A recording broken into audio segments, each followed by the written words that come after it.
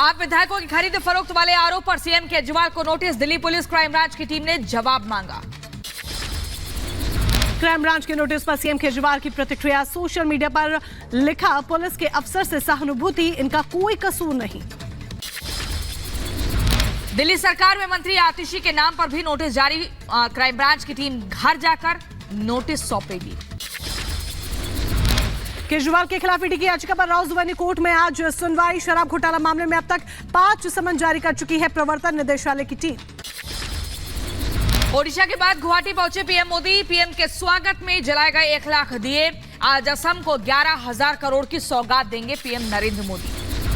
आज असम दौरे पर रहेंगे प्रधानमंत्री नरेंद्र मोदी। राज्य को 11 करोड़ के विकास परियोजनाओं की देंगे सौगात। असम के खानपाड़ा में पीएम मोदी करेंगे जनसभा। हजारों की संख्या में लोगों के पहुंचने की संभावना। प्रधानमंत्री मोदी ने ओडिशा को दी विकास परियोजनाओं की सौगात। कांग्रेस पर बोला हमला, कहा 2014 से पहले सिर्फ घोटालों की होती थी चर्चा। आज आदिवासियों के कल्याण पर सरकार का फोकस, हर क्षेत्र में हो रहा चौमुखी विकास। महाराष्ट्र सरकार में मंत्री और ओबीसी नेता छगन भुजबल का बड़ा बयान। कहा, मैंने नवंबर में मंत्री पद से इस्तीफा दिया था, मरते दम तक ओबीसी के लिए लड़ूंगा। पंजाब के पूर्व मुख्यमंत्री चरणजीत सिंह चन्नी का बड़ा आरोप। कहा, मोरिंडा में पुलिस ने घर में किया है नजरबंद। झारखंड पहुंची है कांग्रेस की न्याय यात्रा। देवघर में कांग्रेस नेता राहुल गांधी का भारी विरोध। राहुल के सामने लोगों ने जमकर जय श्री राम और मोदी मोदी के नारे लगाए। सीएम योगी आदित्यनाथ आज कुशीनगर के दौरे पर रहने वाले हैं। डीएम और एसपी ने तैयारियों को लेकर जायजा लिया। यूपी के डिप्टी सीएम दिनेश शर्मा का मुजफ्फरनगर का दौरा। लोकसभा चुनाव की तैयारियों को लेकर कार्यकर्ताओं के साथ बैठक की पूर्व मुख्यमंत्री दिनेश शर्मा। हरियाणा के रेवाड़ी में बोले राज्य मंत्री ओम प्रकाश यादव। कहा, मोदी लहर में पूर्ण बहुमत से बनेगी सरकार।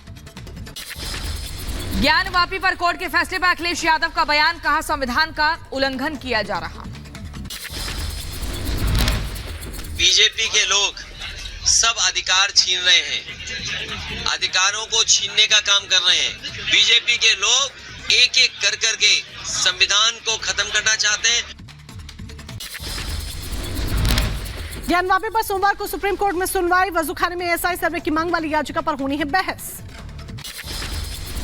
उत्तराखंड में जल्द लागू होगा समान नागरिक संहिता कानून। 6 फरवरी को धामी कैबिनेट की बड़ी बैठक होगी। 6 फरवरी को ही धामी सरकार पेश कर सकती है यूनिफॉर्म सिविल कोड का विधेयक। समान नागरिक संहिता लागू करने वाला देश का पहला राज्य होगा उत्तराखंड। धामी सरकार पेश करेगी विधेयक। उत्तराखंड में यूसीसी लागू करने की कवायद हुई तेज। 6 फरवरी को कैबिनेट की बैठक में लगा सकती है सरकार मोहर। उत्तराखंड कैबिनेट में 6 फरवरी को यूसीसी पर चर्चा। 5 फरवरी से 8 फरवरी तक उत्तराखंड कैबिनेट का विशेष सत्र। यूसीसी पर उत्तराखंड के मुख्यमंत्री पुष्कर सिंह धामी का बड़ा बयान। कहा, इसी सत्र में लागू होगा समान नागरिक संहिता कानून। इसी लाएंगे, ये पहले से हम लोगों ने तय किया हुआ है, उसका परीक्षण कर रहे हैं, जो भी औपचारिकताएं हैं पूरी कर रहे हैं। इसके बाद हम लोग अन्य एक कैबिनेट और करेंगे और फिर हम ड्राफ्ट लाएंगे। उत्तराखंड में सरकार में मंत्री सतपाल महाराज का यूसीसी पर बयान। कहा, कानून लागू करने के लिए मुख्यमंत्री का धन्यवाद।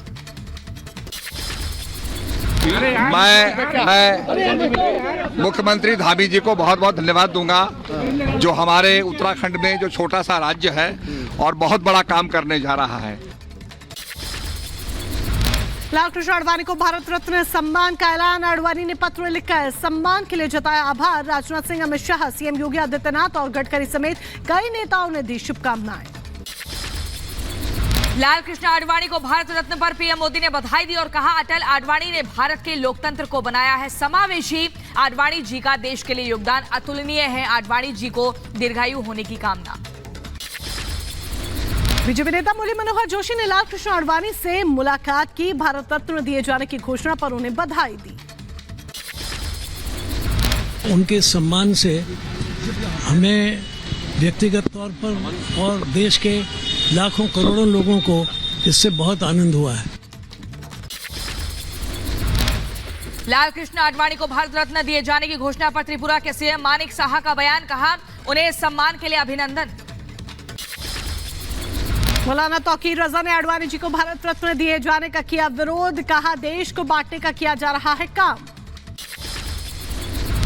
हिंदुस्तान में बंटवारे की राजनीति की, लोगों को नाराज करने और नफरतें फैलाने की राजनीति की, उनको अगर भारत रत्न दिया जाता है तो ये भारत रत्न का अपमान है।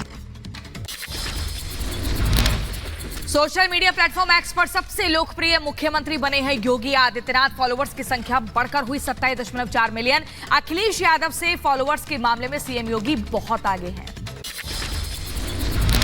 पुणे विश्वविद्यालय में एबीवीपी सदस्यों और छात्रों के बीच में हुई जमकर हाथापाई। रामलीला के मंचन के दौरान हुआ हंगामा, तोड़फोड़ भी हुई। छत्तीसगढ़ के नायरपुर में गोमागल गांव के पास पुलिस और नक्सलियों में मुठभेड़ हुई। 2 नक्सलियों के शव बरामद हुए। जारी है इलाके में सर्च ऑपरेशन।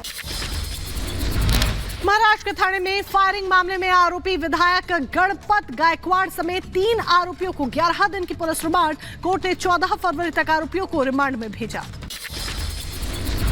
यूपी के हमीरपुर में ट्रक ने स्कूटी सवार 3 लोगों को कुचला है। एक की मौत हुई। गंभीर हालत में 2 लोगों को अस्पताल में भर्ती कराया। उत्तर प्रदेश के रायबरेली में ट्रेन से कटकर युवक की मौत। रेलवे क्रॉसिंग पर रील्स बनाने के चक्कर में हुआ हादसा। यूपी के बहराइच में गन्ने से लदा ट्रक पलटा है। ट्रक के नीचे दबी ऑटो और बाइक। उत्तर प्रदेश के बदायूं में सड़क हादसे में बाइक सवार की मौत हुई। अज्ञात वाहन की टक्कर से यह हादसा हुआ। यूपी के बुलंदशहर में ट्रक ने बाइक सवार दंपत्ति को रौंदा। महिला की मौके पर मौत हुई। पश्चिम बंगाल के मालदा में हुआ हादसा। सीमेंट गोदाम में लगी आग। दमकल विभाग ने कड़ी मशक्कत के बाद आग पर पाया काबू। यूपी की राजधानी लखनऊ में हुआ हादसा। रजा बाजार चौक में 3 मंजिला इमारत में आग लगी। फिलहाल किसी के भी हताहत होने की कोई खबर नहीं। हिमाचल के सोलन में भीषण अग्निकांड। अब तक 4 लोगों के शव बरामद हुए। 5 लोग अभी भी लापता। रेस्क्यू ऑपरेशन जारी। परफ्यूम फैक्ट्री में लगी थी भीषण आग। यूपी के रायबरेली में असलहे के साथ युवक का डांस वायरल हुआ।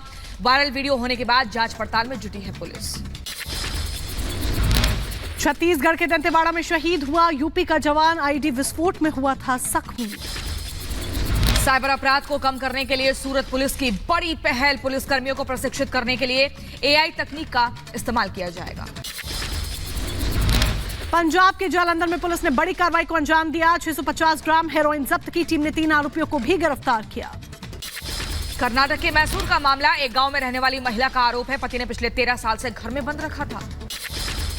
तमिलनाडु के रामेश्वरम में बॉर्डर टैक्स विभाग की बड़ी कार्रवाई। 4 किलो से ज्यादा सोने की छड़ें जब्त की। मामले में एक आरोपी को भी गिरफ्तार किया गया।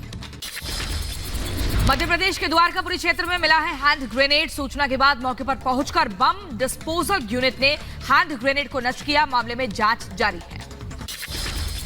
झांसी में दबंगों के हौसले बुलंद। बदमाशों ने की एक ही परिवार के 4 लोगों की पिटाई। पीड़ित पक्ष ने न्याय की लगाई गुहार।